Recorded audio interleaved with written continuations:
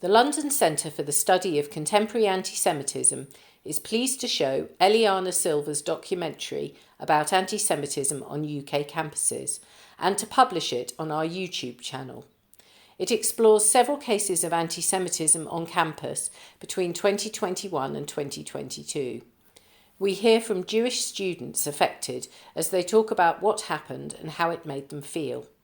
It raises questions about the reluctance of university authorities to take the issue of anti-Semitism seriously and the implications of this for Jewish students. The film was made as part of a final year project in Eliana's journalism degree. She will talk to Martin Bright about some of the advice and support that she received from her academic advisors. Eliana Silver is a recent journalism graduate and plans to continue her journey in documentary filmmaking, focusing on topics like Jewish life and women's issues. Martin Bright's career in journalism has spanned The Guardian, The Observer, the BBC, The New Statesman and The Jewish Chronicle. The tale behind one of the stories that he broke was told in the movie Official Secrets. He is the editor-at-large of Index on Censorship.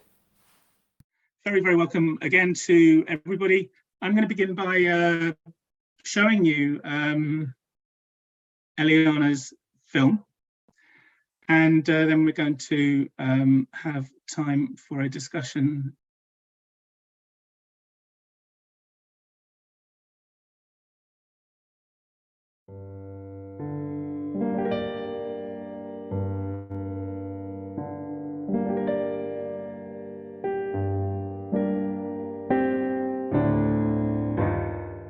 He was basically saying I was 3 degrees of separation from the head of the Israeli state, making it seem like I had all this undue power and influence, when in reality I was an 18-year-old student just trying to get my degree.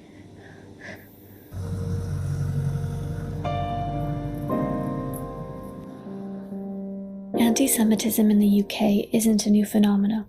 From the origins of the blood libel in the 12th century to the constant delegitimization of Israel today, anti-Semitism has been prevalent in British society for centuries.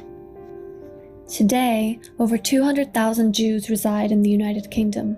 In 2016, Britain adopted the International Holocaust Remembrance Alliance's working definition of anti-Semitism, which states, "Anti-Semitism is a certain perception of Jews which may be expressed as hatred towards Jews. Rhetorical and physical manifestations of anti-Semitism are directed towards Jewish or non-Jewish individuals and or their property, towards Jewish community institutions and religious facilities." However, anti-Semitism still continues to be on the rise. The Community Security Trust, an organization devoted to the safety and representation of Jews in Britain, reported a 34% increase in anti-Semitic incidents from 2020 to 2021. At UK universities, Jewish students make up about 0.5% of the student population of Britain. In 2020, the CST reported that from 2018 to 2020, the number of anti-Semitic incidents on campus were at an all-time high. This was then debated at the House of Lords in January of 2021, with members urging universities to adopt the IHRA definition of anti-Semitism and implement harsher measures to combat anti-Semitism on campus. As of now, 102 UK universities have adopted the IHRA definition. As a Jewish student at a UK university, I wanted to investigate a few incidents of anti-Semitism on campus in the past year. What measures were taken by universities to combat these incidents? Are these institutions really adhering to their adopted IHRA definition? To learn this and more, I spoke to a few Jewish students and graduates of some of the UK's top universities who have been affected by the growing anti-Semitism on their campus.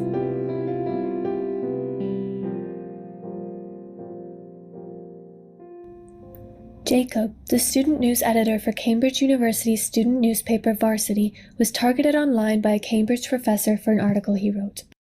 We released an article on 2 professors having a spat over Twitter at Cambridge.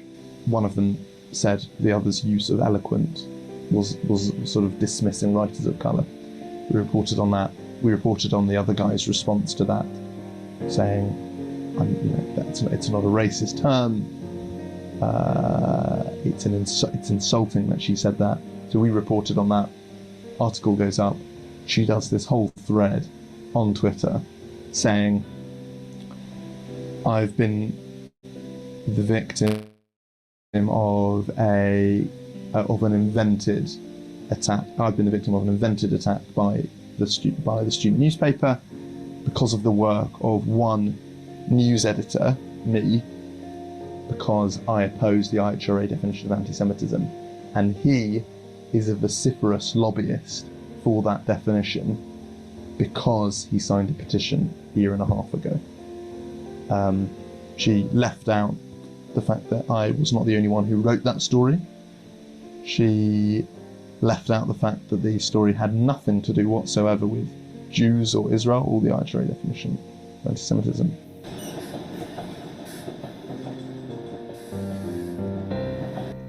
Lucinda is a recent graduate of Glasgow University, where she was president of the Jewish Society. She worries about the university's lack of care for their Jewish students and was the victim of hate speech. In first year, I became aware about the lack of a Jewish presence on campus outside of the Jewish Society. So no kosher food available. The university made no acknowledgement of any Jewish holiday until my third year at uni, after we pushed them strongly to do so. And even then, that was met with kickback that they didn't want to because it was a political act. In the last year, the high point would have been during the Israel-Palestine conflict, where the tensions were highest during May. In that time, I was quite active on social media as the president of the Jewish Society. I also had people from university trying to message me about it, and it got to the point where actually someone told me to go and gas myself,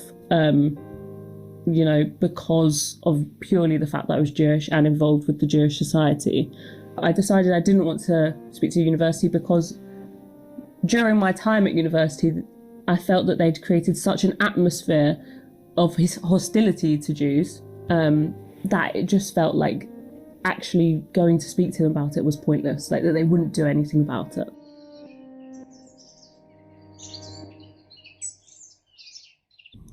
Nina, who is currently the president of the Union of Jewish Students, or UJS, graduated from Bristol University last summer.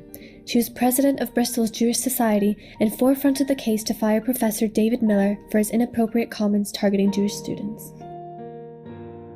When I was in first year of university, I was president of the Jewish Society in Bristol, and we heard that this lecturer, David Miller, was spreading these conspiracy theories in his lecture.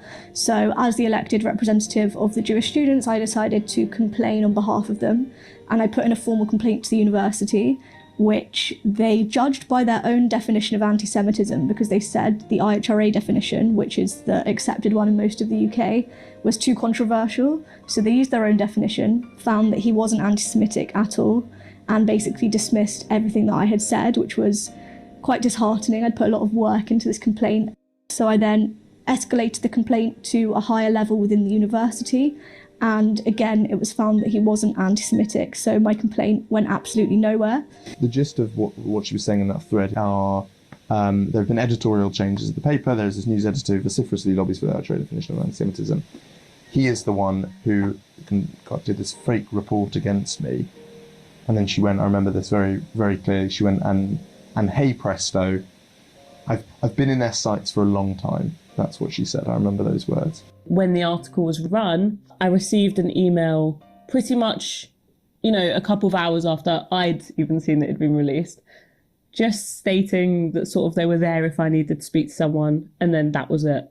They didn't want to know who had said it, when it had happened, any further details. No, they did not, promise any action on it or investigation. It was just simply, if you need us, you can talk to us. And at the time, okay, that seemed like a nice gesture, but I think as I reflected on it, that felt really performative. And actually, if I had gone to speak to them about it, they just wouldn't have done anything about it anyway. I also spoke to Baroness Steach, who initiated the debate on campus anti-Semitism in the House of Lords. In all the efforts against racism, anti-Semitism seems to have been forgotten. And I think the problem is that universities don't have proper mechanisms to deal speedily with anti-Semitic incidents on campus. All universities have disciplinary procedures, but I think within those procedures, they need to have something specialised to deal with anti-Semitism. He basically created this whole conspiracy theory that he taught in his lecture, where he linked all the Jewish communal organisations in the UK together and put them under the influence of Israel, which basically was saying that they're linked in this conspiracy and they're under the pay or the influence of Israel, which is an anti-Semitic trope. Later, it got a bit more serious. He started attacking me and other Jewish students personally and saying that we were part of this bigger ploy under the State of Israel to get him fired or to have influence in the UK. He said that the only ones that feel unsafe are part of a political tendency and it's propaganda and part of a bigger ploy with the Zionist movement allied to the Israeli government. So he basically completely invalidated everyone's feelings of feeling unsafe and attacked. Conflicts of interest which absolutely tarnish the paper's integrity. A great shame. I mean, that tweet, that says it all in that tweet. It's damaging the paper's integrity to have student journalists who have conflicts of interest in the editorial lineup. When I took over as president of the Jewish Society, tensions were a lot higher on campus. So this really peaked when we were alerted to the fact that a senior lecturer at the university and also a chair on the ethics committee had posted a really anti-Semitic poster on his door for everybody to see. And this was accompanied by other sort of infographics about the state of Israel and how awful they are. And that would be inappropriate in any workplace, but especially as, on the ethics community at a university. I had emailed them, as well as UJS, our representative, had emailed the university to tell them about this poster. We went after a couple of days to check that the university had removed it, and no one had. We had to take these posters down and actively take them to security. He did this whole thread linking me as the JSOC president to UJS, the organisation I now work for, linking that to the World Zionist Organisation and then linking that to Israel. So he was basically saying I was 3 degrees of separation from the head of the Israeli state, making it seem like I had all this undue power and influence, when in reality I was an 18-year-old student just trying to get my degree. When I started speaking out about it on social media and in the press, I got a lot of hate comments on Twitter. You're a drama queen, another snowflake joining the witch hunt. How do you sleep at night? The Israeli lobby must be proud of you. You are a propagandist and what you are doing is propaganda. Stop weaponizing anti-Semitism. And someone also said, this is also extremely bad acting. As the Jewish Society, we obviously continued to push this issue. We sent multiple emails to the university alerting this, with UJS backing, showing them the image. It took months, and it actually just culminated in them saying, well, we met with him and we spoke to him about it and he understood that that wasn't okay, which to us, none of that was satisfactory at all. She's like a tenured professor at a Cambridge college with 80,000 followers. She supervises people, she lectures, she's very involved in what's going on at the university, and she does this. It's not the nicest thing to wake up to. It was only 2 years later, in 2021, that the university began to take it seriously. They launched an investigation and eventually he was fired when I was in my 3rd year. But the only reason he was fired was because he'd directly attacked me and other students. He wasn't fired because of any anti-Semitism. He was fired because of code of conduct and inappropriate behaviour towards students. So it was a conclusion, but it wasn't a satisfactory conclusion, I would say. This is the statement from Bristol University on the 1st of October 2021 when David Miller was fired. It says, a disciplinary hearing found Professor Miller did not meet the standards of behaviour we expect from our staff, and the university has concluded that Professor Miller's employment should be terminated with immediate effect. They basically say that nothing he did was anti-Semitic, it was just unacceptable in terms of his standards of behaviour. This heightened with the same lecturer around the time of the David Miller incidences at Bristol, where this lecturer came out in support of Miller. And then when questioned that by, just so happened, another Jewish student who hadn't identified herself as Jewish to him at all, but purely based on her surname, he tweeted on his personal Twitter, which was public, saying that a member of the lobby had contacted him for comment, and in that referring to the Jewish lobby. Once again, that got sent to the university. It took months and months and months for them to do anything about this. This would have been, April, May time. In October, there was still not a resolution on that, and the university was still investigating, which is disgusting. It was just such a blatant disregard for their Jewish students. What was really troubling about what she said is this dual loyalty idea, which is Jews can never be loyal to the thing they claim to represent, but they are always loyal to their own people and their own causes. And because of that dual loyalty, I can't do my position. I can't fill my position effectively. And I need to be removed, essentially, because of that dual loyalty.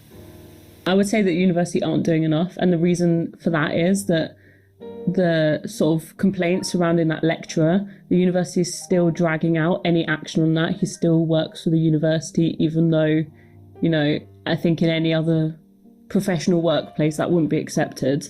There's still no kosher food on campus 4 years since we originally asked for that. The university barely acknowledges any Jewish holidays, all those kind of things. And I would say that really, if you're a Jewish student on campus, it's quite a challenging one where you feel the university is sort of being quite performative and just not really caring that much about their Jewish students. I wouldn't blame Jewish students who carefully research when they're choosing universities, a university that has plenty of Jewish students and where they will feel safe. It shouldn't have to be like that, not at all. A Jewish student should feel free to pursue any course that they feel is the one they want.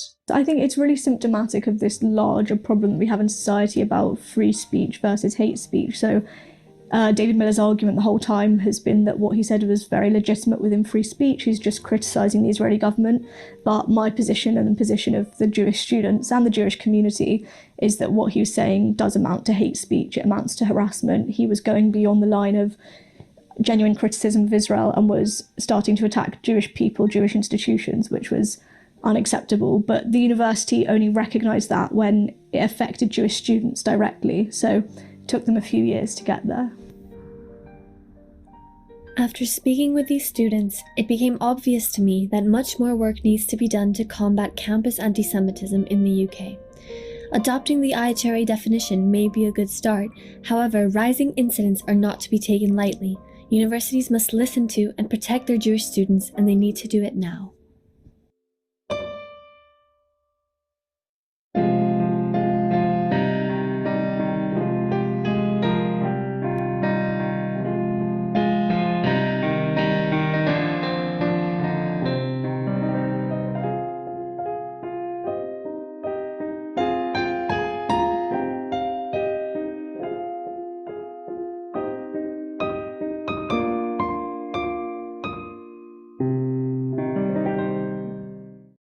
That was a film made by Eliana Silver, who is here.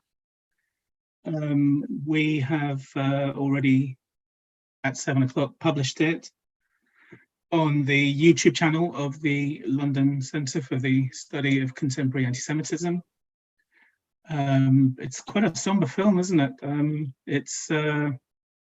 It tells three quite somber stories, I think, and it tells them very articulately.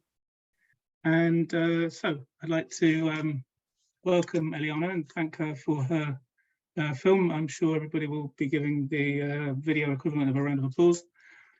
And I want to welcome very warmly Martin Bright, who is a very experienced journalist, has worked on the BBC and The Guardian and The Observer, has been the political editor of the Jewish Chronicle.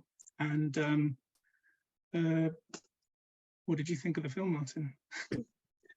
Well, it's not the first time I've seen it. And I should probably say that I was first asked to watch this film some time ago and asked my professional opinion about its quality as journalism. We may briefly touch on what happened to Eliana when she submitted this film. I'm not a filmmaker, although I've been involved in making documentaries and one feature film. But but I have taught journalism, and I would have given that film a high mark for journalism. I think it was a very good piece of a very good piece of journalism, and we'll talk later perhaps about whether it's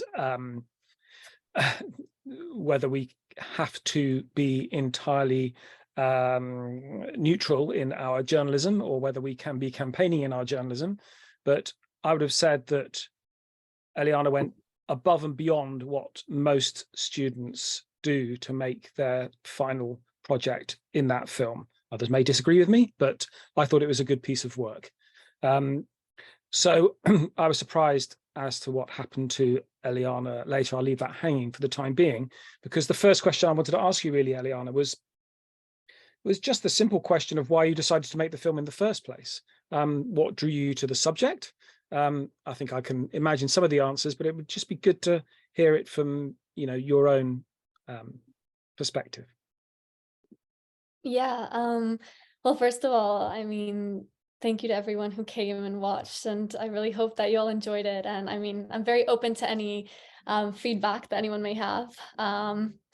And yeah, as for why I made the movie, so I mean, it all started because honestly, I've experienced a lot of anti-Semitism in my life. I went to high school in Spain, and if not many of you may know, but Spain is quite an anti-Semitic country. I mean, based on, the Inquisition and everything. And, I went to high school here in Spain, and, I was told regularly to go gas myself. People would do the Hitler salute at me in the hallway, all these horrible things, honestly. And I figured this was just something that was, in Spain, because there aren't very many Jews here. But then I went to university in Scotland in the UK. And I think I was maybe the only Jew, or maybe one of very little Jews in my university. And it was a different kind of anti-Semitism that I experienced. It was more, I guess, in academia. It was a lot of, I guess, anti-Zionism type of anti-Semitism that, is very, I guess, anti-Semitism disguised as anti-Zionism type of thing. And a lot of it I could see really stemmed from ignorance, because, I was, and I still am, the only Jewish friend of a lot of people that I know. I still have a lot of people in my life that, they've changed their views on certain things because they met me, they have a Jewish friend, and they're like, wow, I see things differently now. Like all these stereotypes and prejudices that I had in the past, like now I understand that's not okay. So that's a big reason I wanted to make the film, because I saw that so many people around me had no idea, what was happening, because anti-Semitism on campus is a very kind of niche subject that I guess isn't really talked about very much on mainstream media from what I've seen.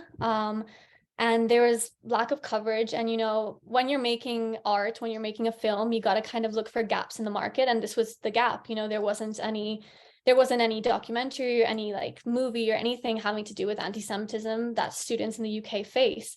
So that's kind of the reason I wanted to do it. And also, of course, add on to that my passion, because, I'm Jewish, very passionate against fighting against anti-Semitism.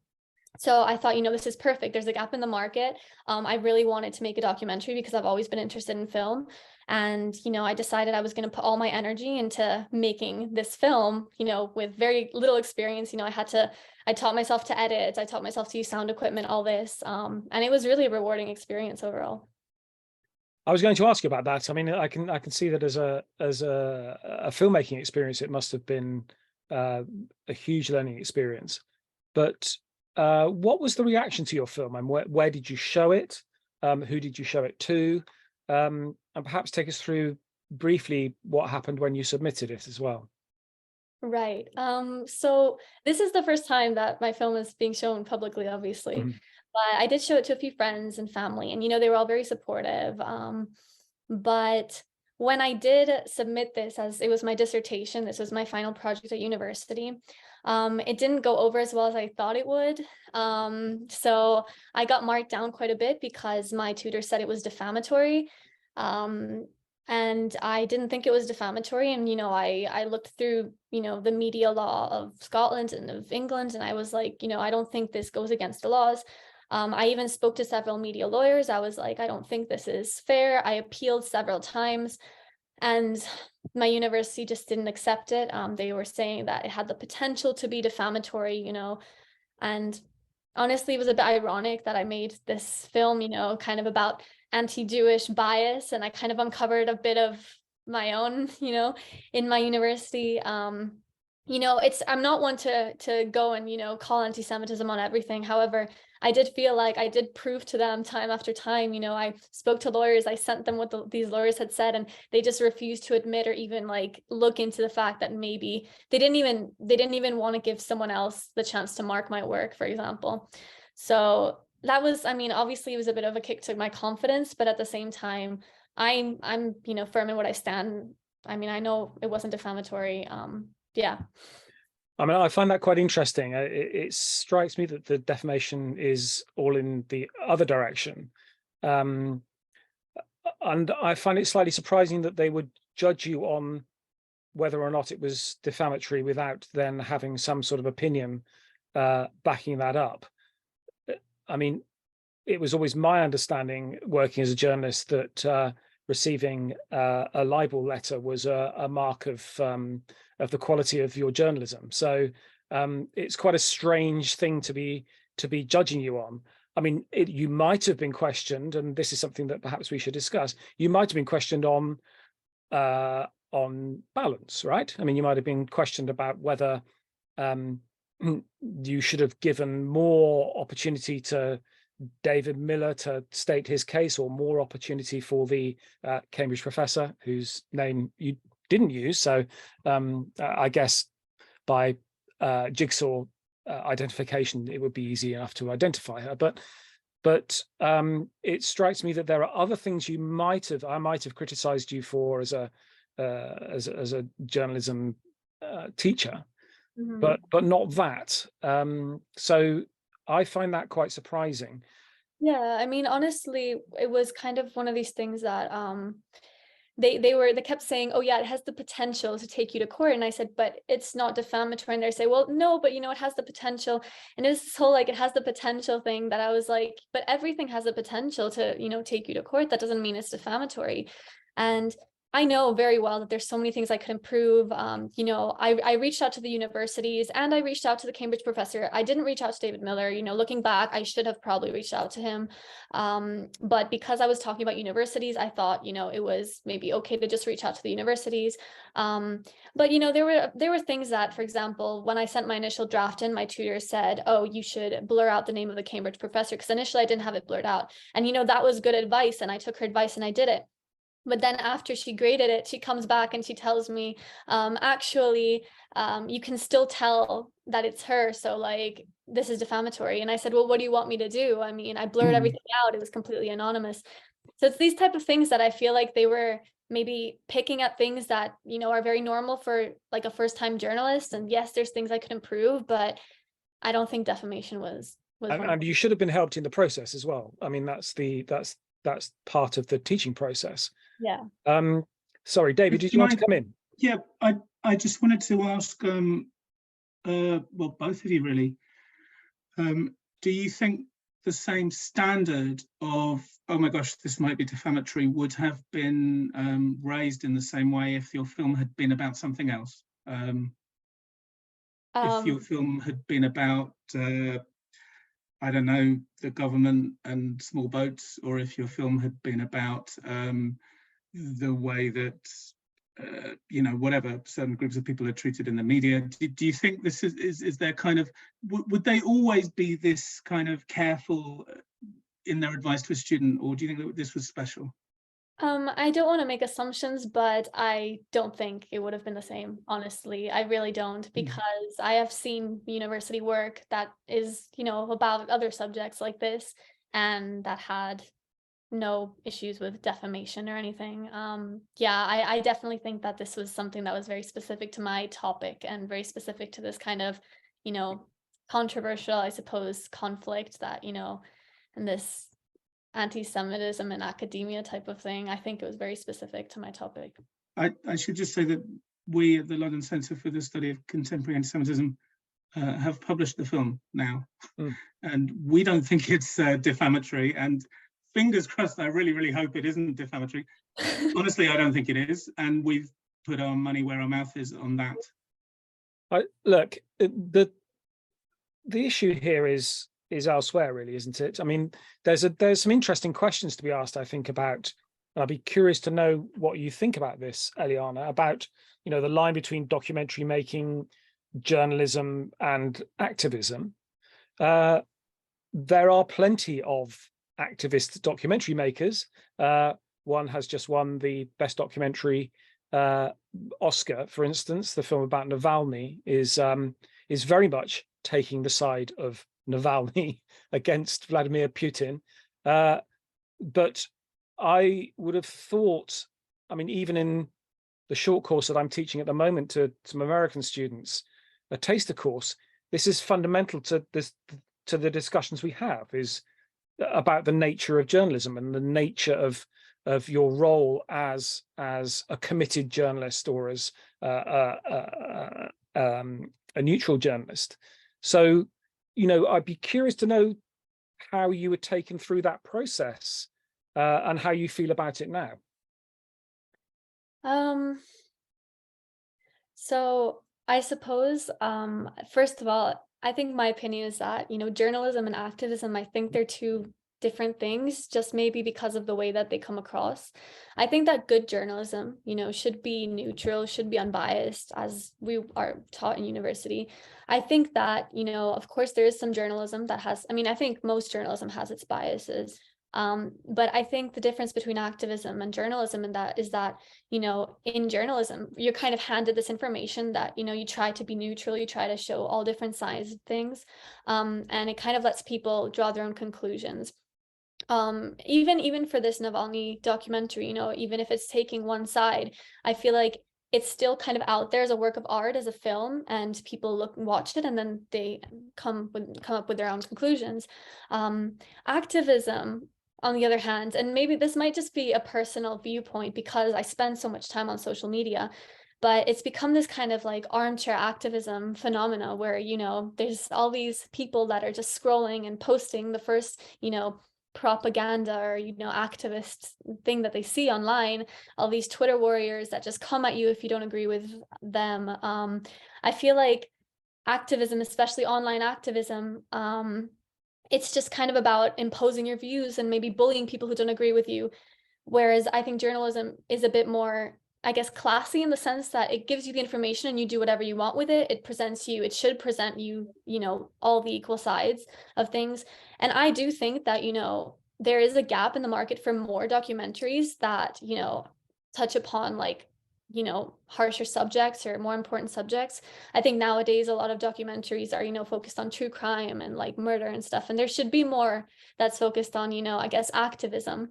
But I think activism also needs to be neutral. You need to always look at two sides of things. And I just think that, you know, the phenomenon nowadays with activism is a bit different in that sense. So you were approaching this as a journalist. Has the experience of making the film put you off filmmaking? Has it made you more determined to become a journalist or a filmmaker? What's been the wash through of the experience of making this film? I mean, 100% it's pushed me to want to do film more. I think it was so rewarding, the whole process of, you know, beginning this journey of basically not having any experience, working on a project I was very passionate about. I was also dealing with a lot of grief at the moment because my father just passed away a few months earlier. And, you know, I took all of that and I channeled it into my work, something that, you know, he was passionate about as well, something I was passionate about. And, you know, at first I was very worried. And I mean, I had nights where I was just kind of like really stressed and I would cry and I'd say, I don't know how to edit. I don't know how to use this software. But then little by little, you know, it was so rewarding, the process of learning. And I mean, I just kind of, I feel like it was something that I discovered that I'm capable of doing these things. And that's why, you know, now in the future, I've just applied to a few master's programs to do documentary filmmaking and to further my knowledge. You know, I did some internships over the summer, and it's a world that I really want to get into because I want to tell stories. I want to make an impact. And I think a lot of the topics I'm very interested in are topics that, you know, aren't as represented as much, such as anti-Semitism and Judaism. Well, I'm sorry to hear about your bereavement. I didn't realize that you were going through that at the same time as making this film, and also, of course, then having the reaction that you did, which must have made it all the more difficult for you. I mean, following through from our conversation, one of the questions on the chat is something that I wanted to raise with you was, this is now some time ago. Some of those victories have been won. David Miller, as we know in the film, has been fired now. He now works for Press TV. People can make their own judgments about that. Have things improved? I think we can pay tribute to the people that you interviewed as whistleblowers on what was going on. Brave individuals, in a similar way to the whistleblowers within the Labour Party. Has the victory been won, or is it never won? I think anti-Semitism doesn't go away, honestly. I experienced anti-Semitism the same way my mother did, the same way my grandmother did. And I'm sure my children will experience anti-Semitism as well. I think, as you could see in the film, the reason David Miller got fired wasn't because of any per se anti-Semitism, even though I think we can all agree here that what he said was very wrong and very hateful. But I will say that the Jewish community, we're such a strong community. When I put out the request for contributors for this documentary, I got so many messages from people that, went through these experiences at their university, which obviously is horrible, but, it was so great that they came out and they were like, we want to share our stories because we want to be part of this fight against anti-Semitism. So I do think that, so much work needs to be done, and I'm not confident this is something that can be eradicated in my lifetime. But I think the fact that so many Jewish people and, other people as well just want to come forward and help and share their stories and fight, I think that's really inspiring and empowering. And, we should never stop. We should just keep going stronger. Yes, and I'm sure you're not necessarily in the best position to judge whether things have improved on campus because you're no longer on campus. But have you had any feedback from, your friends or people who have still got connections within universities about whether the questions that have been raised by those people in the film have made a difference? As I said before, I don't really have very many Jewish friends at universities in the UK. Yeah. There's so little of us.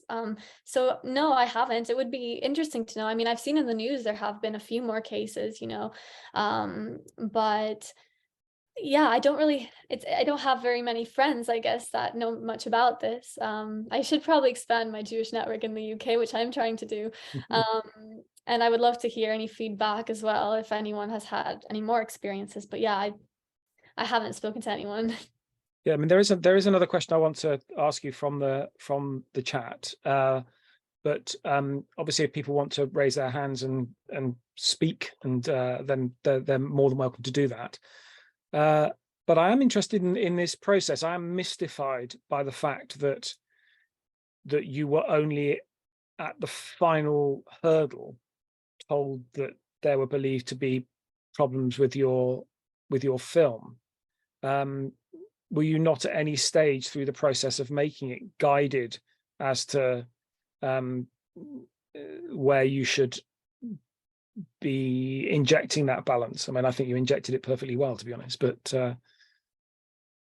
yes, I was. In fact, as I mentioned before, when I submitted my first draft, I was told quite a long list of things, and a lot of them I did change. And one of the things that she mentioned was, as I said, to take away the name of the Cambridge professor, which I did. I did everything she asked. And that's why I was a bit confused as to why, when marking, she came back with a comment saying that I hadn't done a good enough job and that you could still tell it was her and that it was defamatory. And really the only other thing I was told was that the part about David Miller is, see, my tutor was very, very kind of focused on the David Miller part, which, looking back, I think, this was a big story in academia, and I don't know her biases. I don't know what she thinks of it. She was very focused on it, and she essentially wanted me to basically take the whole part of David Miller away, or just completely edit it so that it sounded different, because she said that Nina, my contributor, she was saying that David Miller was anti-Semitic. And so I went through all the footage, and there was not a single point in Nina's interview where she calls David Miller anti-Semitic. The furthest she says is that what he said could amount to hate speech. But then my professor comes back and says, yeah, but that's kind of alluding. But this is again about these assumptions. And I said, look, and I sent her, screenshots from media, the law, about media law, saying that, the defenses to defamation are, honest truth, opinion. And she actually agreed with me. I mean, I have emails where she said, okay, yeah, you're right. That's fine. It's your documentary. And, I thought that we had kind of left it at, she agreed with me, she understood, but that wasn't reflected in my final grade or the comments I received, which were quite harsh about defamation. Yes, I mean, we've got a question from Rebecca Abrams asking whether you thought, or to what extent you thought that you were experiencing unconscious anti-Semitic bias from your examiners. I think we have to be slightly careful, even in this forum, not to be entering into territory that might be considered defamatory. But at the same time, what was your impression of exactly what it was that was going through the minds of the examiners? Hard to say, I know. I mean, honestly, like I said before, I'm not one to just cry anti-Semitism whenever, because I think it's something that needs to be taken seriously, and you can't just say it whenever just to, get out of situations. I was very conflicted at first because I thought it was unfair. And then I thought, I was having all these thoughts like, okay, am I just, upset because I didn't get the grade I wanted? And for the first, 2 months, I kind of just I was upset, but I accepted it. I was like, okay, I guess. But then I showed it to a few people, and, I showed it to a few lawyers and people who were quite well versed in the media, and they all came back and said, we don't think this is we don't think this is defamatory, sorry. And that's when I kind of started thinking, why this insistence on saying that this was defamatory, even after I had submitted several appeals. Why this extreme insistence, especially on the David Miller part. And, you kind of put two and two together, and you think this may be something having to do with anti-Semitic bias. Of course, to this day, I don't want to say that it is, because you never know, but it did feel like something, because it is quite a common pattern in academia, not maybe saying things directly, but alluding, or, seeing people's biases. We have Ariel Starr with their hand up. Ariel, do you want to come in? Yes. So I had a question for Eliana or you, Martin, but I was just curious about, why do you think there's an overwhelming anti-Semitic or anti-Zionist sentiment in academia, media, and maybe perhaps your generation? And I was also curious to learn that this was a trend that was not only in the US, because I'm at a university here, and there's a lot of events and talking about it. I mean, there's so many anti-Zionist movements, you have protests and everything, and there's been so many cases in California, all over, where Jewish students are really shut down. Some have even been kicked out of programs due to them speaking out against it. But I was curious as to see that this was a trend not only here but also in the UK, because I thought of that in the UK, due to historically and their historical support for Israel and the Zionist movement from Winston Churchill, why this trend has changed. I feel like David would be good to answer this question, because he does work at the London Center for the Study of Contemporary Anti-Semitism, and you wrote a whole book about anti-Semitism in academia, didn't you? Yeah, I mean, I'd like to bring David in, but can I just make one comment about that, Ariel, which might be interesting to you and others in this event. I can remember when I first started teaching journalism, I was still working at the Jewish Chronicle, and I was perfectly transparent about that. Why shouldn't I be? And I would announce to what generally tended to be a liberal group of students from across the UK and indeed international students as well. I would explain this. There would, from some of my students, be a sharp intake of breath, and I would then ask them what they thought about Israel, because the Jewish Chronicle is a Zionist newspaper. What did they think Zionism meant? And it was not uncommon for students to come up with the formulation that they had nothing against Jews, but the problem was the fascist Zionist state. I'd then ask them about the origins of Israel and, whether it was possible to be a socialist Zionist, for instance. And this would not compute with them.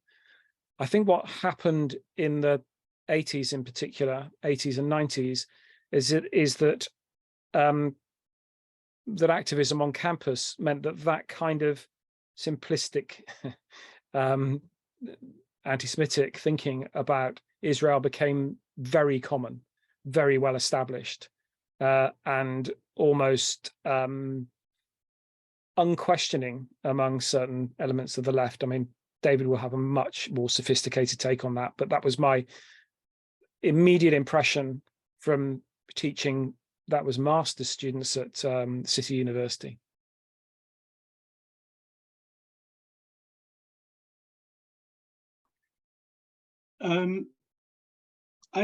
I guess I want to push a little bit harder really on this discussion about defamation.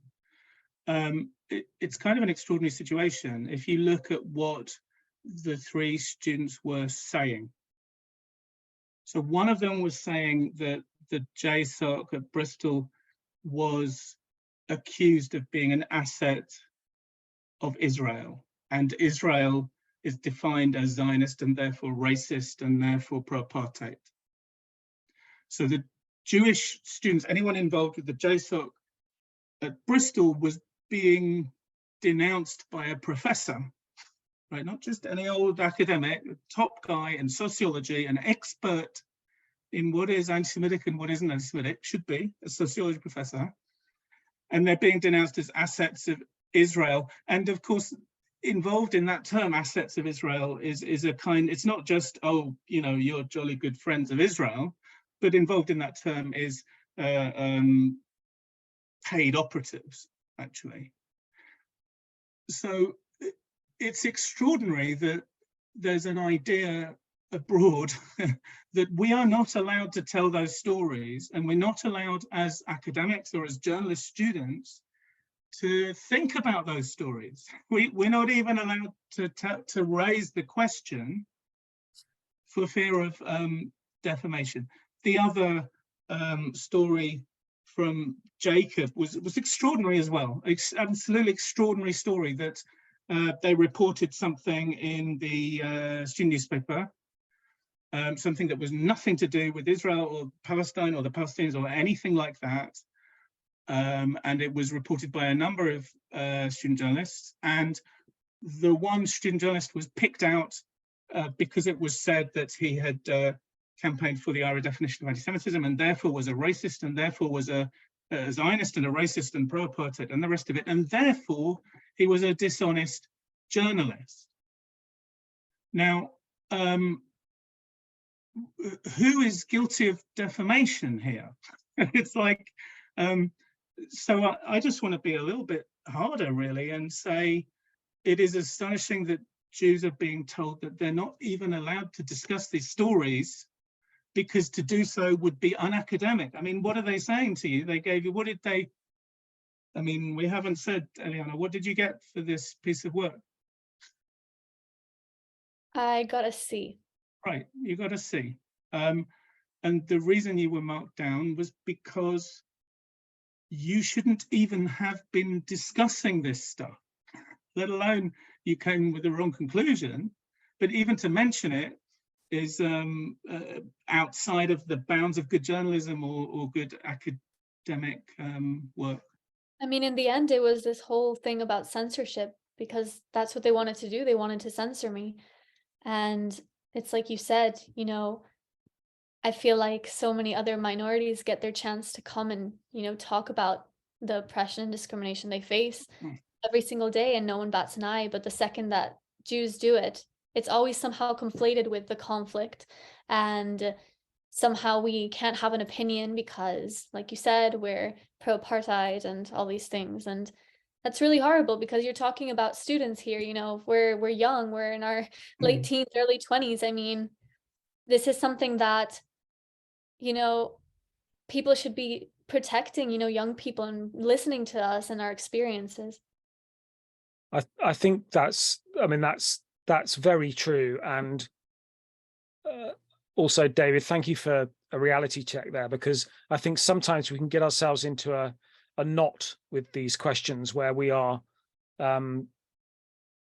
questioning our own motivations in these kinds of arguments, rather than simply saying, hang on a minute, this was a good piece of journalism that was in fact talking about a valid phenomenon on campus that needed to be interrogated and examined as a phenomenon, as it would have been if you had been looking into bad student accommodation, where you would not have been expected to say, having spoken to 3 students in poor accommodation, you wouldn't be expected to be questioning their good faith in saying, I don't like this mold, I don't like this this roof falling in. You know, or you mustn't mention it because it might be defamatory against the university.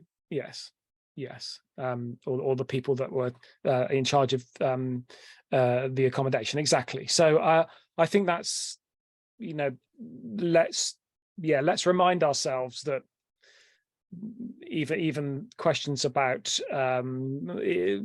let's be careful even about questions about balance in this case. I feel like I also quickly want to say that, you know, when I was doing this, I kind of went by the, you know, IHRA definition of anti-Semitism, which is adopted by the UK government and also by every single university that the students that I spoke to.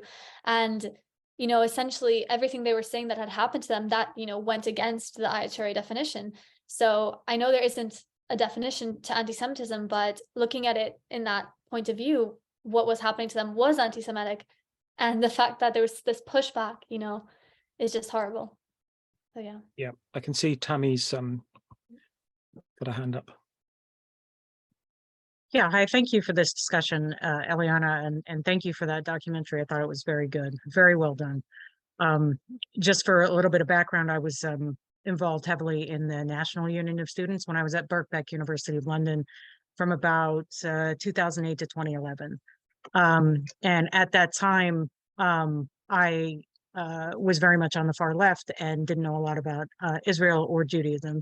Now I'm doing a PhD in Holocaust and Genocide Studies, so come a bit of a long way, and I'm involved and know the people with the center here.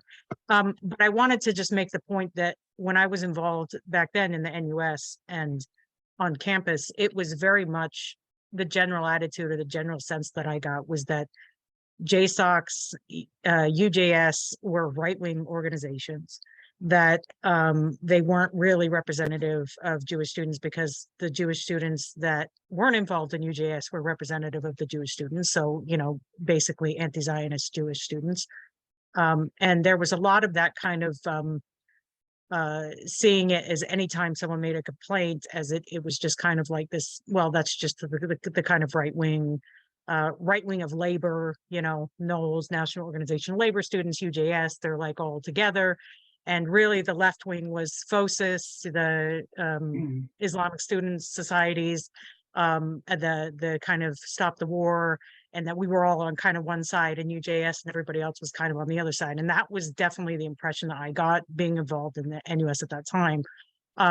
So when people came out against, you know, say like Israel Apartheid Week, or, you know, and flyers were up on doors and things, and they were just really bloody, you know, there's lots of pictures of, you know, and people would say, hey, you know, maybe you shouldn't have that up. Or if anybody tried to raise an issue about blood libel or something, we would just say, oh, they're just, you know, they're just making excuses for Zionists. And so I think that, like, it's interesting that, it seems to just continue in that kind of vein as it did then, all these years later, maybe even gotten worse. I'm not sure what can be done about it, but at least with the NUS, we've seen that there is some attempt at accountability, and that colleges or universities are disaffiliating from NUS because of the anti-Semitic positions. So I didn't know if you had anything to say about that, but thanks again for your presentation. So I mean, I suppose one thing I can say is that anti-Semitism doesn't have a political party. So I feel like, be it, you belong to the left wing or the right wing, or you have any ideology, in the end, if you're Jewish, you're going to face the same kind of hate. I mean, you see this all the time on Twitter. There's very left-wing Jews that even will speak out against Israel, but the second they say something that's, not in line with what other people think, they attack them and they call them Zionists and all this, and not, I mean, the thing is that nowadays I feel like this word Zionist, it's like, for them, it's almost like a slur. Like, for us, it's something we're proud of, for them, it's something terrible and it's a slur. Like I said before, I don't think that anti-Semitism on campus is going to get better anytime soon, especially with, growing tensions and this conflict. And I honestly think that people just believe, and they believe whatever they see on social media. As I said before, I think everyone needs a Jewish friend, because your outlook really changes once you have a Jewish friend, once you've spoken to an actual Jewish person. But unfortunately, there's so little of us that doesn't seem, feasible a lot of the time. And like I said, most of these people that have these views, they've never even spoken to a Jewish person a lot of the time. So, I think we just need to fight anti-Semitism from every single side of the political spectrum. And I think we shouldn't let politics divide us in the fight. I see this, like I said, all the time on Twitter, people from right-wing Judaism versus left-wing Judaism attacking each other. And this is something that I don't think is productive at all. And we should come together and fight it from all sides.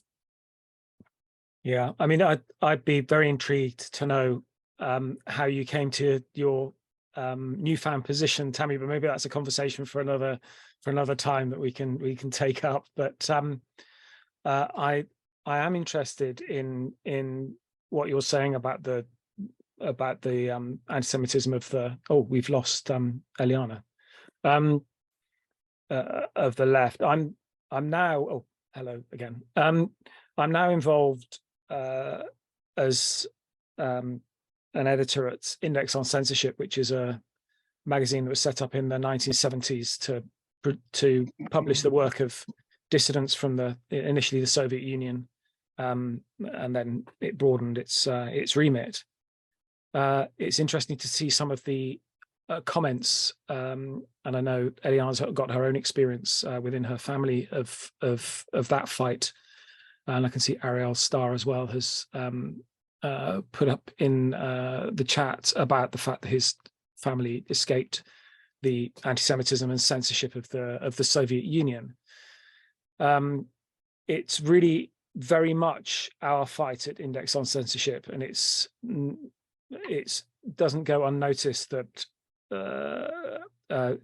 let's say disproportionate number of the dissidents in the Soviet Union that are our founders and our inspiration were themselves Jewish. And I wondered actually, Eliana, whether you could say a little bit about that, about your own, if you feel comfortable doing so, about your own family background and how that's inspired you. Yeah, so my family from both sides, but more recently from my mother's side, comes from the Soviet Union. My entire great-grandfather's family was killed in the Holocaust. And then my mother and my grandparents, they emigrated on one of the last waves of emigration from the Soviet Union to the US, back in, I believe it was 1990 or 1989. And they were escaping this, I guess, institutionalized anti-Semitism that, if you were Jewish in the Soviet Union, you could never get into the highest positions at work. You had to turn off your lights at night in case there was a pogrom, these types of things. And that's the reason that my mom left. That's the reason my grandparents left. And seeing very similar patterns happen in, 2023, in the 21st century. I mean, it's definitely scary. The other week, this, National Day of Hate in the US, I mean, it was, my grandparents lived there. They went to the US to escape this from the Soviet Union, and it kind of follows you everywhere. So I think this is, of course, this fueled my passion for the fight against anti-Semitism, because, it just never stops. Like I said, it doesn't stop, no matter if you escape from a communist anti-Semitic country to, a country with free speech and happiness and everything's good. But in the end, that's not really how it is. That's not reality. You're going to experience it everywhere you go. I experienced it in high school in Spain, university in Scotland. I experience it online every single day. So, yeah. How long do we have, David? We have really, well, an unlimited time. Okay. Generally until people start leaving in large numbers. Another half an hour, I think. Oh, good. Okay. Well, I mean, one thing I wanted to ask you, Eliana, is really where you go from here. You've said that this has given you even, more of a passion for journalism and filmmaking. I'd be interested to know whether you would return to this subject for your next film, or whether you would do something different. Honestly, I think that Judaism and, fighting anti-Semitism, it's something I'm very, very passionate about. I also have other passions. I'm very passionate about women's rights. I think that's something that I would really, really like to focus on. I'm currently trying to figure out a project with that, so you'll see if something comes from it. But I mean, yes, it is a topic I'm passionate about, and it is a topic I want to focus on. If I could somehow combine Judaism and women's rights, that would be my ideal documentary to make, which I'm sure there is a way, and I have some thoughts on that. But I mean, I think as well, I don't want to stop my, the fact that I'm very passionate about these subjects, stop me from working on anything else. Because honestly, at this point, I'm a budding filmmaker. I would work on anything, honestly. I just want to gain experience. But for sure, to answer your question, I mean, yes, I would do more on anti-Semitism. I think other kind of niche subjects like, anti-Semitism on campus, maybe anti-Semitism in other sectors. I think that would be very interesting to look into. So for sure, I would want to keep doing that.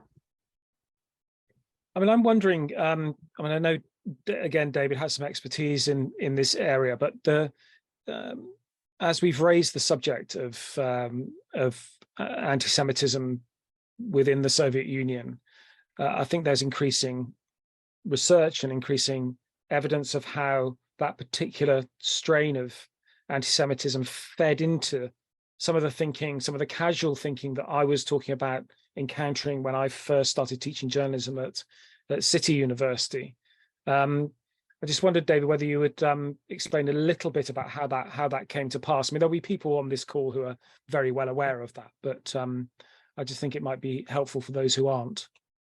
Do you mean how anti-Semitism in the Soviet Union came to happen? Or well, what I was meaning was that I know David's done some work on the particular role of Soviet anti-Semitic ideology and how that has fed into a lot of the thinking of individuals that were connected with your documentary.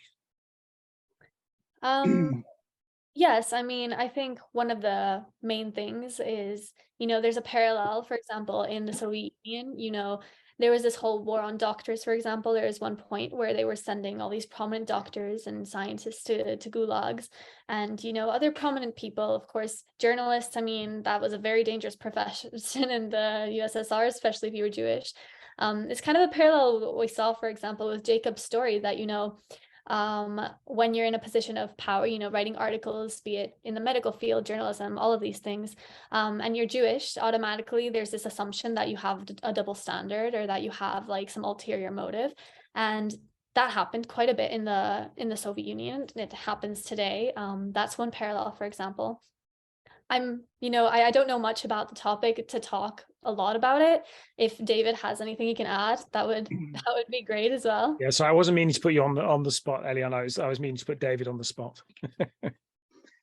Yeah, I'm not being put on the spot either. I think, I mean, look, those histories are becoming well documented, actually, and that's one of the things that we are trying to focus on with the London Centre for the Study of Contemporary Antisemitism, trying to focus on the resonances of 20th century totalitarianism, actually, both Nazi and communist, and the ways in which the anti-Semitic image of the Jew was so useful in giving people an image of the enemy of the people, of this kind of abstract enemy, which prevented us from delivering the utopia that we promised. And I think those kinds of things are really important. And I think that some of the left anti-Semites that we see today, not least in academia, are quite unaware of the heritage of the ideas in a quite a detailed, granular sense, the heritage of the very ideas that they push. I mean, for example, the apartheid analogy, and that Israel is apartheid, which really means is absolute evil, and we know what to do with apartheid, don't we? We boycott it. I mean, that stuff was coming out of the Soviet Union in the 1970s, and I think people actually just don't know those histories. And part of the reason for that is that the left is not teaching new people who join the left about their own history and their own heritage. And that's true in academia too. Yes, I mean, that is my impression of a lot of these academics that come from the left, who are, let's face it, the people that we're talking about in this, connected with this documentary, do come from that tradition. That this is not people who identify with the, it would be indeed defamatory to suggest they come from the Nazi tradition. They don't. They come from an entirely different tradition. And it's one that's well established and has its roots in thinking within the Soviet Union that was designed for a particular purpose. And the more we find out about this and the more research that's done on it, the better, I think, because people are looking for solutions in the comments, in the chat. People are suggesting that the answer is to make sure that stories are told, make sure that the Jewish story is told. But I also think it's really important to tell the specific stories of the histories of these ideologies as they emerge in real time. So, yeah, I mean, I think that is a hugely important part of the work that you're doing, David. Just to give a plug, really, this talk will turn up on our YouTube channel, as will Eliana's film turn up on our YouTube channel. In fact, Eliana's film is already on our YouTube channel. And so is at least 2 talks by Isabella Tabarovsky about Soviet anti-Semitism, and a number of others too, I think. So just a plug really for we are putting together resources. We're putting together a YouTube channel. We're publishing, we're working on a book series of academic books with Routledge. We're nurturing the Journal of Contemporary Antisemitism, and the London Centre is building a kind of whole suite of outputs of that research in languages that people will be able to embrace, I hope. I mean, I also want to really mention something else, which is the idea that I'm interested that Eliana kind of says, well, I've always known about anti-Semitism. I've experienced it when I was very little. And I know we've talked and you've told me some of the stories of being at school in Spain. But interestingly, my experience wasn't particularly like that. My experience was much more that it really did come as a shock when I experienced it for the first time in a really intrusive way in my trade union in UCU, and as being an academic in a sociology department. And I suspect, again, looking at the three stories that you tell, it must have been, I mean, it could easily have been a life-changing experience for one of your interviewees to be doing journalism and to suddenly find that his journalism is delegitimized because of his alleged Zionism, right? That can be a life-changing experience, I think, as can what happened to Nina. I mean, Nina maybe would have done anyway, but Nina's experience at Bristol led her to become the president of UJS. I'm quite interested in the way that those exclusions can be life-changing experiences. And from our point of view too, as a centre for the academic study of anti-Semitism, we're interested in anti-Semitism in academia, but one way of seeing anti-Semitism in academia is via the experience of students, because of course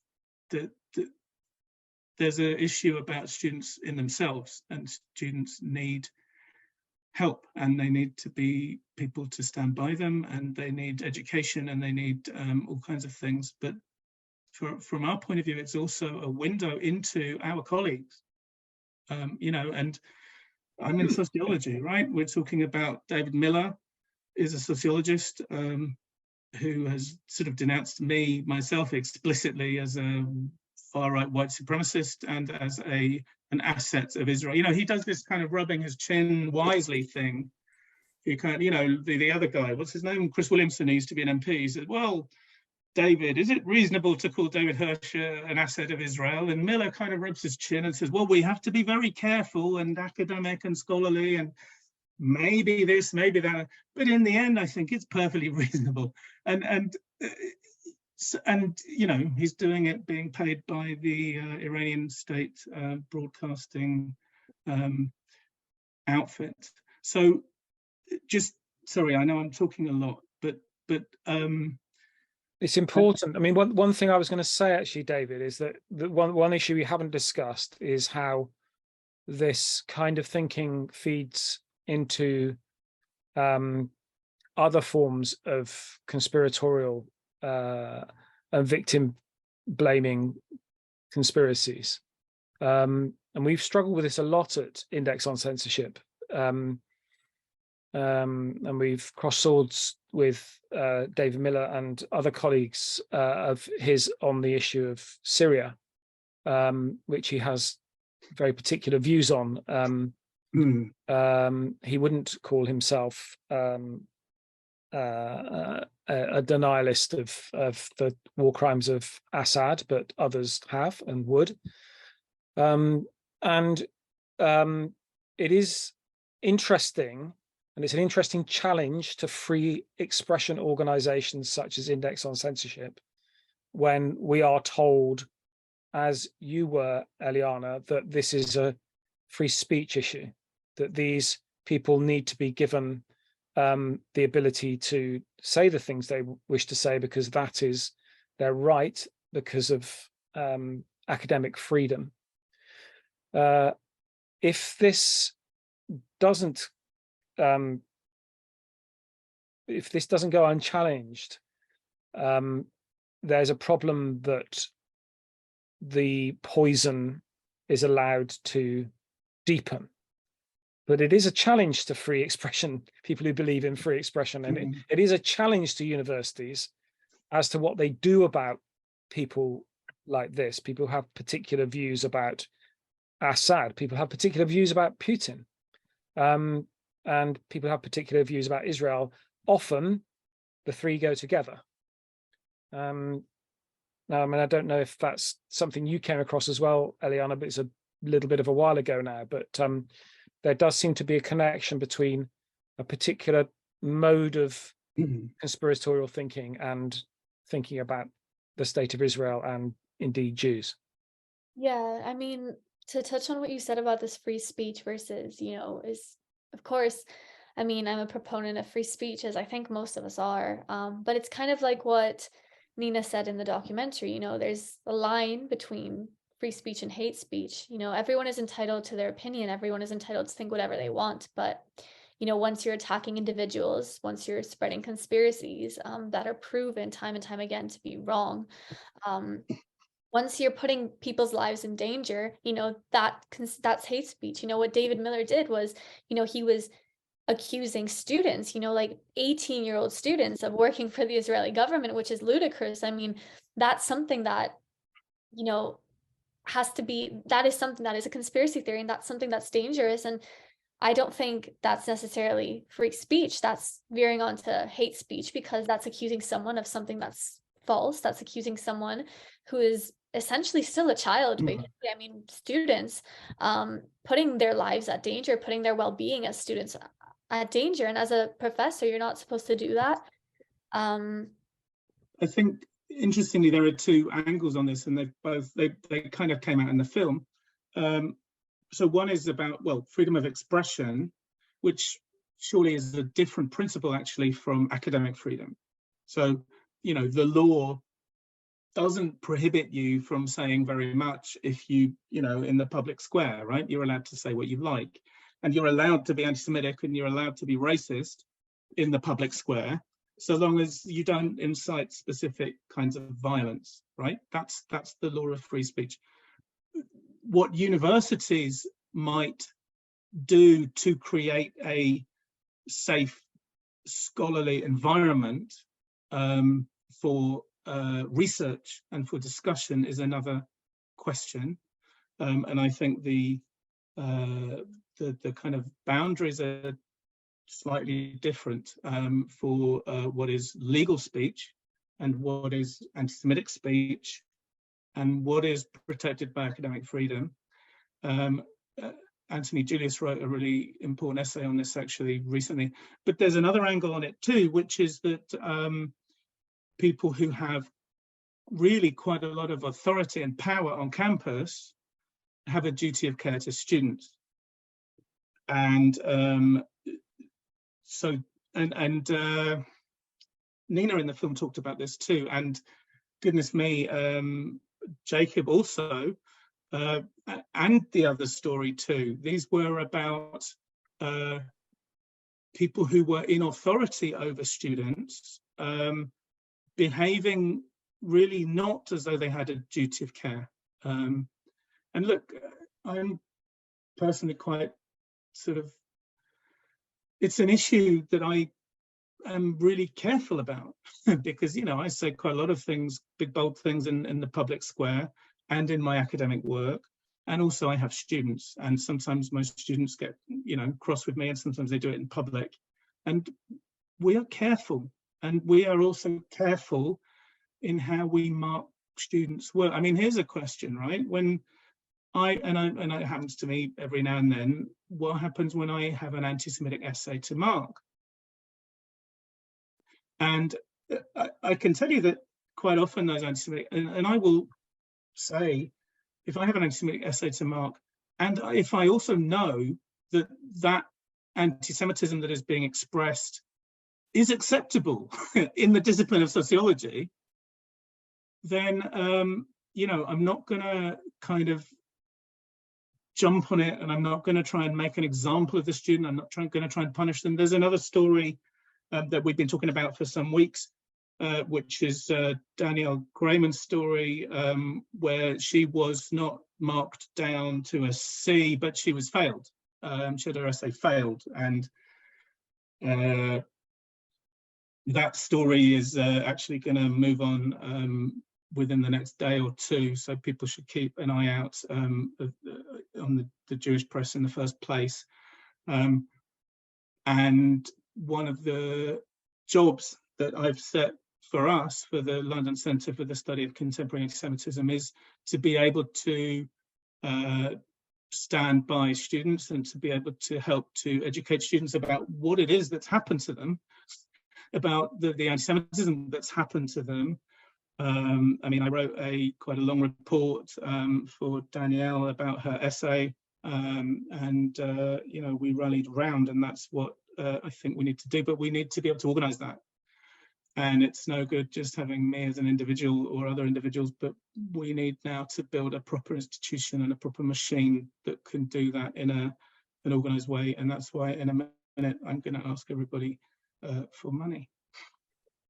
Can I make a brief comment about what you've just said, David, and then possibly make a suggestion? Absolutely. Well, I'm interested that, I mean, you are a very careful thinker and you're a very careful teacher, I'm sure. I've seen you in a classroom situation, and you know, I'm sure you're very sensitive even in difficult circumstances. But we do find ourselves again tie ourselves up in knots about when you're very careful even in marking an anti-Semitic essay. Yep. But what we're discussing here is not, it's almost as if we're saying, well, you know, maybe they should have made allowances for Eliana's outrageous Zionist bias. Whereas in fact, all she did was make a film about something that was happening on campus. Yeah. It's not the same thing. Yeah. You know, you can question whether you should make quite such allowances for anti-Semitic writing, but I completely accept your point. So again, I just think maybe we should be just a little bit careful about being too careful. And I think that's important, because I think that there's often a kind of similarity or an analogy in the form of something. Yeah. Like, you know, this looks like that. This in some ways appears to be like that. But then you have to go into the content and you have to say, well, you know, yeah, I accuse you of anti-Semitism and you accuse me of Zionism and racism, and it looks parallel, but no, let's actually look at the content of these accusations, and in content they're not the same, they're not similar. Yes. And I suppose, I mean, the other thing was, having watched the film, it just made me think that there should be more of this. I mean, whether there is I hesitate to suggest an oral history project, because that's where we always end up when we make these kinds of suggestions. But at the same time, recording the experiences of Jewish students on campus, this tiny minority of students, is important. And of course, because the numbers are so small, eminently doable. So, you know, whether there's something that could be done. I mean, you know, whether Eliana could get involved with this in terms of just consistently recording how this develops, because we know that this kind of prejudice is brilliant in the way that it morphs and shifts the way that it acts. And every time there is a victory, there's a defeat along the way. Mm-hmm. I'd be really happy to help in whatever way I can. I'm not sure how, but I think, you know, that's my suggestion. I mean, I think this is something that needs to be monitored, like you said, you know, kind of see how it progresses. As I said before, I mean, I wish I could say I think it's going to improve a lot, but unfortunately, I think there's still a lot of work and a lot of years ahead. But it would be interesting to do, like, you know, a sequel or a part 2, you know, in a little while, and see, you know, how things have progressed. Hopefully with much more you know, a better production, you know, better quality and all of that. But it would be very interesting. I mean, I made this documentary, like, I think almost a year ago now. So it'd be interesting to see how things are going now. Like you said, you know, I haven't spoken to many people, but I definitely should. And I think, I mean, I would 100% be open to kind of, you know, revisiting this and seeing, you know, kind of trying to work a bit more with it, seeing how things progress. Can I just come back to Diane and Susan in the comments there? Diane says, is there a PhD studentship on this topic? And Susan says, is it possible for Jewish organisations to work with the university on hosting a collaborative doctoral award? And the answer is no, there isn't. And there is very, very little funding available for the kind of research on contemporary anti-Semitism that we believe that needs doing.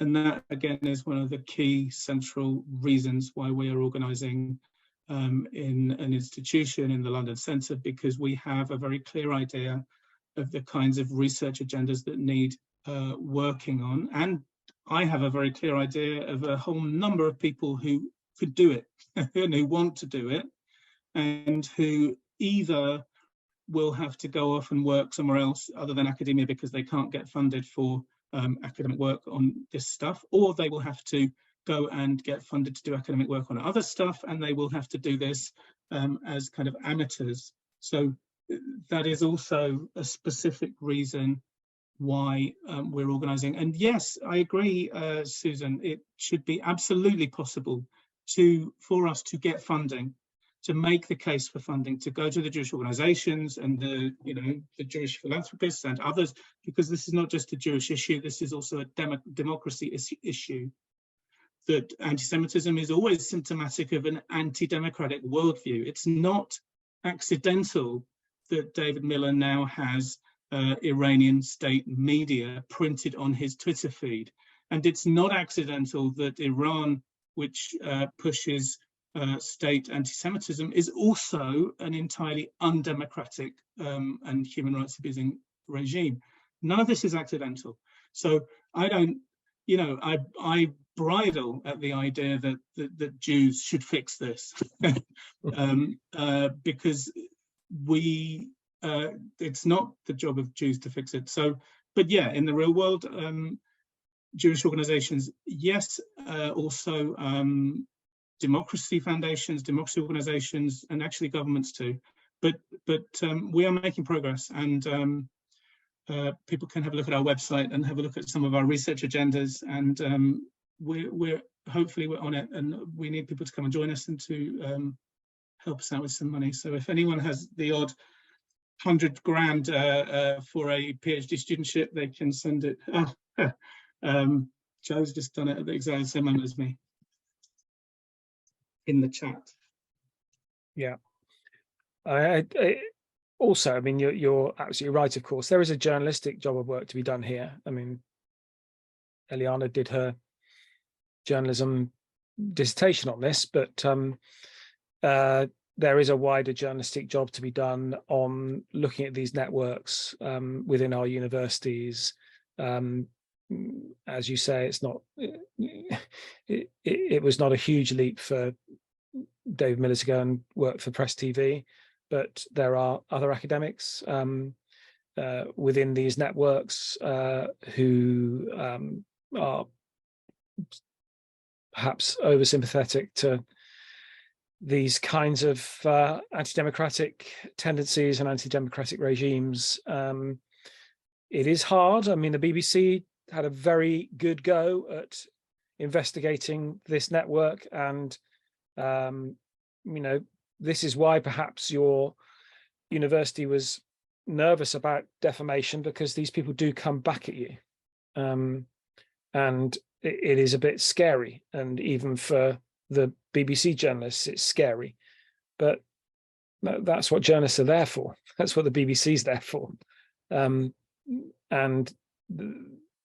increasingly, with the war in Ukraine and what's happening in Iran, if it is the case that British academics have connections and sympathies for these regimes, then we need to know about it. That's a free expression question as well. Just on that. Oh, sorry. I was just going to say, I feel like nowadays it's less controversial for, someone to support the Iranian regime than to support the Israeli one, which, I mean, is crazy, honestly, like we can see with David Miller.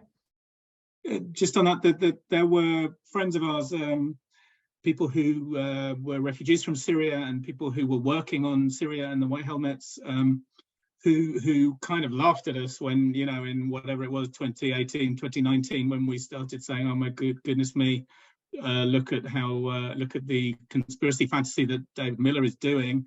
And they laughed at us and they said he's been after us already for, 7, 8, 9 years, and he's been getting funded research. I mean, David Miller was at the centre of £400,000 worth of British state research funding. He's not just an individual. He was, you know, he became a professor because of institutional support. He had, you know, hundreds of people supporting him and the rest of it. I'm not going to go on that. I think we have to probably close down fairly soon. Should we just ask if anybody else wants to speak? I'd love to have a last word from Eliana and from Martin. Okay, I'll go first because Eliana should have the last word. Well, I just wanted to say thank you to Eliana because it was, I mean, I've now watched the film 3 times and there's still new things that are coming to me, which is the sign of a good piece of journalism, new pieces of information, nuances that I didn't notice the first time. It's not perfect, but then whatever is, and journalism probably shouldn't be perfect, it should be an ongoing process. I'm delighted that it has given you a taste for journalism. I'm delighted that you will continue to do this if you can. So yeah, really all I wanted to say was thank you. It sparked an interesting discussion as well, which is again a sign of good journalism. So yeah, thank you very much.